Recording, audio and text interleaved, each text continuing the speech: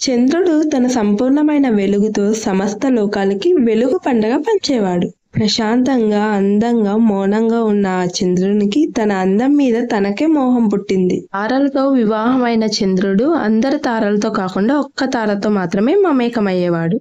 అది చూసిన మిగిలిన తారలు దుఃఖించేవి. అది చూసిన తారకల తండ్రి తారక మహర్షి చంద్రుణ్ణి శపించాడు. నీ గర్వమే నీకు శాపంగా మారుతుంది. నీవు కాంతిని కోల్పోయి కాలక్రమంగా కనిపించుకోకుండా పోవలసిందే. ఆ శాపం ఒక్క పూటలోనే చంద్రుని తేజస్సుని మాయం చేసేసింది. లోకాలన్నీ చీకట్లేకి జారిపోవడం ప్రారంభించాయి. భయంతో, కలవరంతో చంద్రుడు చివరిగా పరమశివుణ్ణి శరణు కోరాడు. చంద్రుడు శివుణ్ణి హిమవంత పర్వతాల మధ్య తపస్సు చేశాడు. రోజులు కాదు, సంవత్సరాలు తపస్సు చేశాడు. వడివడిగా కాంతిని కోల్పోతూ శేషంగా ఉన్న తన ఆత్మతోనే ప్రార్థన చేశాడు. చంద్రుని తపస్సు చూసి పరమశివుడు ప్రత్యక్షమయ్యాడు. ఈ భక్తి నీ శాపాన్ని తగ్గించే స్థాయికి తీసుకొచ్చింది.